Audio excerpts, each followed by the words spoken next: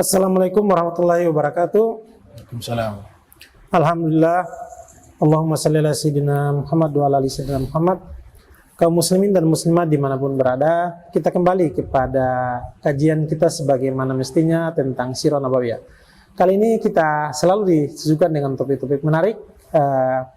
Pada pembahasan edisi atau episode ke-34 kali ini kita akan melanjutkan episode 33 sebelumnya yang membahas tentang histori Hijrah Nabawiyah pada part 1. Part 2 kali ini tetap kita akan lanjut pada histori Hijrah Nabawiyah. Saya penasaran dengan apa yang akan disampaikan oleh Bib tentang tema yang sama, tetapi kita akan masuk ke part yang kedua. Penasaran itu insya Allah ya, kaum muslimin dan muslimat dimanapun berada akan dijawab langsung oleh guru kita Al-Habib Abdurrahman bin Kamil Asghaf. Langsung saya menyapa Bib. Assalamualaikum Bib. Ya. Waalaikumsalam. Mudah-mudahan Allah selalu memberikan kekuatan, kesehatan, dan selalu tetap menyampaikan dakwah-dakwah dalam berbagai kesempatan. Habib, kesempatan ini kita juga akan melanjutkan tema kita yang kemarin tentang hijrah, histori Hijrah Nabawiyah pada part 1. Kali ini pada histori Hijrah Nabawiyah pada part 2. Kira-kira apa yang perlu dibahas kepada ini? Silakan Bib. Assalamualaikum warahmatullahi wabarakatuh. Waalaikumsalam warahmatullahi wabarakatuh. Alhamdulillahi rabbil alamin. Allahumma salli wa sallim ala sayyidina Muhammadin. Allahumma salli. Miftahi babi rahmatillah adada ma fi ilmillah. Salatan wa salaman daimain mutalazimain bidawai mulkillah. Wa ala alihi wa sahbihi wa man wala amma ba'du. Kita masih melanjutkan terkait pembahasan hijrah di pertemuan yang lalu. Di saat Rasulullah SAW keluar dari rumahnya, beliau menemui Sayyidina Abu Bakar Siddiq di waktu malam tersebut. Imam Ali bin Abi Thalib menggantikan posisi dari tempat tidurnya, ya, posisi tidurnya Rasul. Seakan-akan pengintai dari kafir Quraisy ini, mereka melihat dari jendela kamarnya Nabi bahwa Nabi masih tidur. Mereka menunggu hingga Rasulullah bangun, baru mereka menyerang. Itu konspirasi dan perencanaan mereka seperti itu. Nah, ternyata mereka tidak mengetahui bahwa Rasulullah sudah keluar. Ya, sebagaimana yang disebutkan tadi di surat Yasin, Nabi membacakan potongan dari surat Yasin ayat 9. Wa ja'alnakum min baini aydihim sadda wa min khalfihim sadda fa aghshaynahum fahum la yubsirun. Semua dari mereka tidak ada satupun yang melihat di saat Rasulullah keluar dari rumahnya. Allah. Ternyata mereka tetap mengintai keberadaan Nabi di kamarnya. Mereka melihat, oh masih tidur Rasulullah. Karena Imam Ali berselimut dengan selimutnya Rasul di atas tempat tidurnya Rasul. Allah. Sehingga tidak kelihatan secara jelas apakah ini Nabi atau bukan. Yang mereka tahu disitulah tempat tidurnya Rasulullah. Allah. Karena cukup lama tidak bangkit dari tempat tidurnya, maka mereka berinisiatif masuk ke rumah Rasul. Ketika mereka masuk, ingin membunuh Rasul, dibukalah selimut. Yang mengatakan ini selimut berasal dari Yaman, ya, selimut Yamani. Dibuka itu selimut, ternyata yang dilihat, yang berselimut, yang tidur di kasurnya Rasul, bukannya Rasulullah, tapi Imam Ali bin Abi Thalib. Keluarlah Rasulullah SAW menemui Sayyidina Abu Bakar Siddiq. Nah, di sini dikatakan wa inna ma talaba min Ali radhiyallahu anhu an yanama makanah. Jadi Nabi yang meminta kepada Sayyidina Ali. Coba kita lihat bagaimana seorang murid kepada sang guru, yaitu Imam Ali sebagai murid, sang guru adalah Rasulullah. Ketika diminta untuk menggantikan posisinya, tidak ada satu kalimat yang keluar. Padahal beliau tahu itu berisiko, bisa membahayakan dirinya. Tapi ketika Nabi yang putuskan, Nabi yang perintahkan, beliau sami'na wa ata'na. Sebagaimana difirmankan di dalam Al-Quran, maka nalil mu'minin wala mu'minat idza qadallahu wa rasuluhu amra ay yakuna lahum khiratu min amrihim. Wa may ya'sillaha wa rasulah faqad dhalla dhalalan mubina. Tidak layak bagi seorang mukmin laki-laki maupun mukmin perempuan jika Allah dan Rasul sudah memutuskan satu perkara, mereka memilih perkara yang lain. Allah. siapa yang bermaksiat kepada Allah dan Rasul, maka sungguh dia sudah melakukan satu kesesatan yang nyata. Faqad dhalla dhalalan mubina. Ini ditunjukkan oleh Imam Ali bin Abi Thalib. Beliau rela mengorbankan nyawanya untuk Rasulullah, menggantikan posisi tempat tidurnya. Sedangkan di luar rumahnya Rasul sudah banyak kafir Quraisy mengintai, ya, dan berkonspirasi ingin membunuh daripada Nabi sallallahu alaihi wasallam.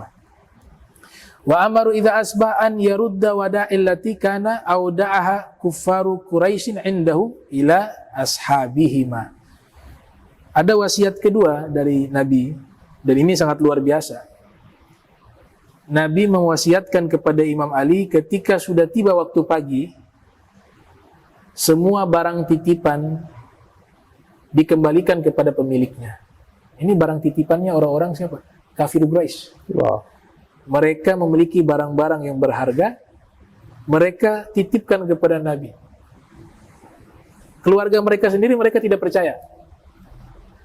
Karena Nabi memang memiliki reputasi sebagai Al-Amin, orang yang sangat pandai menjaga amanah. Walaupun mereka bermusuhan dengan Nabi, mereka yakin bahwa Nabi tidak mungkin mengingkari, tidak mungkin berkhianat di dalam melaksanakan amanah. Semua barang-barang berharga diserahkan, dititipkan kepada Rasulullah, dan Rasulullah menjaga semua barang titipan yang dimiliki oleh orang kafir Quraisy, semuanya dalam keadaan baik dan dikembalikan semuanya tanpa terkecuali. Allah. Ini luar biasa. Dan ini pendidikan yang Nabi ajarkan kepada Ahlul Baitnya. Allah. Keluar satu undang-undang mengatakan la takhon mani'tamanak. Jangan mengkhianati kepada siapapun yang memberikan amanah kepadamu. Dan itu berlaku walaupun kepada musuh sekalipun. Jangan dikhianati amanah tersebut. Sehingga para sejarawan mengatakan inilah menjadi latar belakang Al-Imam Ali bin Abi Thalib hijrahnya paling akhir. Termasuk paling akhirnya hijrah adalah Imam Ali. Ada beberapa sahabat lainnya seperti Suhaib. Tapi Imam Ali juga termasuk sahabat yang paling akhir hijrah. Kenapa beliau paling akhir hijrah? Karena beliau mengembalikan barang-barang titipan kepada pemiliknya yang mereka itu adalah orang-orang kafir Quraisy. Berdasarkan wasiat dari Nabi kita Muhammad sallallahu alaihi wasallam. Wa ghadara Rasul sallallahu alaihi wasallam baitahu. Wa ghadara Rasul sallallahu alaihi wasallam baitahu duna an yushahidahu. Nabi kemudian menuju ke tempatnya Sayyidina Abu Bakar Siddiq. Ini kita melakukan kajian referensinya dari kitab-kitab ulama ahli sunnah wal jamaah, ya.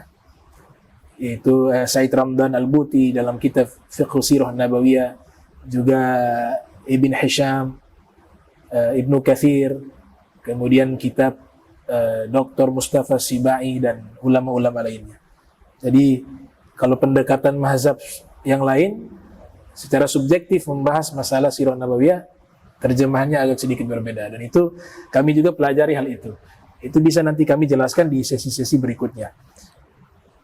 Rasulullah SAW bergegas pergi menuju ke rumahnya Sayyidina Abu Bakar Siddiq.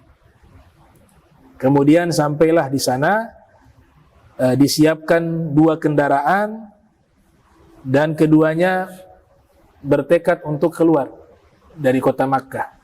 Nabi memberitahukan kepada Sayyidina Abu Bakar untuk menemani Nabi berhijrah. Wastajara Abu Bakar Abdullah ibni Uraiqat. Sayyidina Abu Bakar menyewa jasa seorang guide, penunjuk jalan, bernama Abdullah ibni Uraiqat, dan beliau bukan seorang muslim.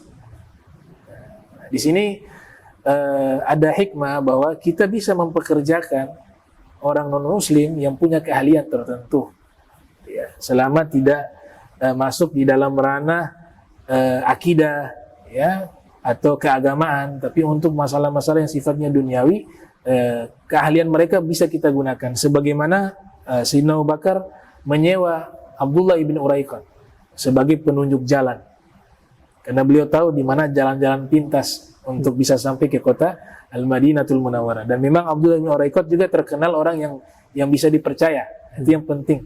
Ya, sehingga disewa oleh Sayyidina Abu Bakar untuk menemani perjalanan dan menunjukkan jalan kepada Sayyidina Abu Bakar dan Rasulullah sampai ke kota Madinah. Wa ala an yan at-tariqa ma'rufa ila tariqil ukhra la yahtadi ilaiha kufaru Quraisy. La yahtadi ilaiha kufaru Quraisy. Jadi Abdullah bin Uraikot ini beliau tahu jalan yang tidak lazim menuju kota Madinah. Jadi ada rute khusus yang umumnya dilalui oleh pedagang-pedagang Makkah. Itu ada rute khusus yang sudah ma'rufah, sudah diketahui. Nah, beliau tahu jalan-jalan pintas. Nah, sehingga dilewatilah jalan yang tidak biasa untuk menuju ke kota Madinatul Munawwarah. Wa kharaja Rasulullah sallallahu alaihi wasallam, maka Nabi pun keluar bersama Sayyidina Abu Bakar di hari Kamis. Hari Kamis awal dari bulan Rabiul Awal. Di usia Nabi pada waktu itu 53 tahun. 53 tahun. Dan tidak ada yang mengetahui hijrahnya Rasul kecuali Imam Ali bin Abi Thalib dan juga keluarganya Sayyidina Abu Bakar Siddiq. Selebihnya tidak ada yang tahu kapan rencana Nabi hijrah. Yang mengetahui hanya Sayyidina Ali dan keluarga dari Sayyidina Abu Bakar Siddiq radhiyallahu ta'ala anhu arda. Kemudian Sayyidah Aisyah dengan Asma, mereka menyiapkan perbekalan kepada Sayyidina Abu Bakar, bahkan untuk mengikat perbekalan di kendaraan mereka tidak ada tali. Putri daripada Sayyidina Abu Bakar bernama Asma, dia menyobek daripada pakaiannya, kain atau sabuknya, kemudian dia ikat daripada perbekalan makanan tersebut, sehingga dijuluki sebagai wanita yang memiliki dua ikatan, dzatu nitokaini, ya, dua ikatan atau dua sabuk.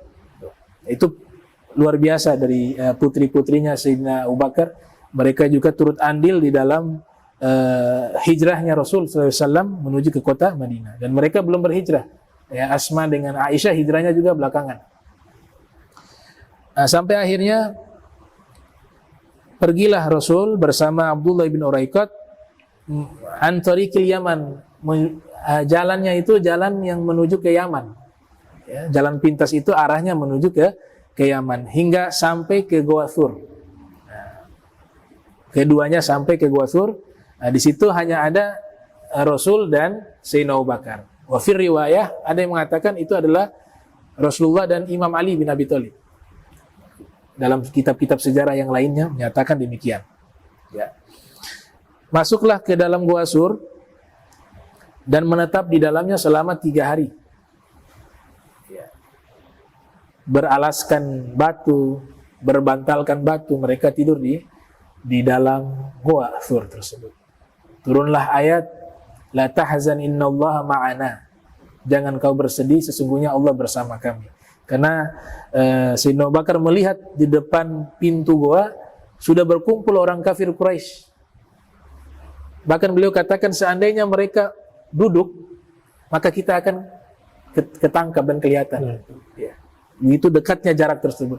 Tapi mereka melihat di pintu goa ada sarang, ya, ada jaring laba-laba, ada sarang burung, maka itu mustahil ada orang yang masuk ke dalam goa tersebut. Maka ditinggalkan goa itu. Padahal di dalam itu adalah orang yang mereka cari, yaitu Rasulullah dan Sayyidina Abu Bakar Siddiq. Allah Ta'ala menjaga. Kemudian ada anak daripada Sayyidina Abu Bakar, ya, seorang pemuda namanya Abdullah ibn Abi Bakar. Beliau bertugas menjadi intel. Jadi kalau di pagi hari, di siang hari, di sore hari, dia di tengah-tengah masyarakat suku Quraisy, penduduk Makkah, untuk mencari informasi. Nanti tiba waktu malam, dia kembali ke Goa Thur, mengabarkan kepada Rasulullah dan ayahnya bagaimana sih keadaan kota Makkah dan apa rencana-rencana mereka untuk mereka mengintai atau ingin membahayakan Rasulullah Muhammad SAW. Itu dilakukan oleh anak bernama Abdullah bin Abi Bakar. Nah. Ya, ya baik, menarik ya. Semakin menarik kajian kita tentang sirah pada histori Hijriah Nabawiyah ini. Kita akan melanjutkan pada episode ke-35. Topik yang sama akan lebih didetailkan lagi oleh Habib Abdurrahman bin Kamil As-Sakaf. Demikian, terima kasih. Assalamualaikum warahmatullahi wabarakatuh.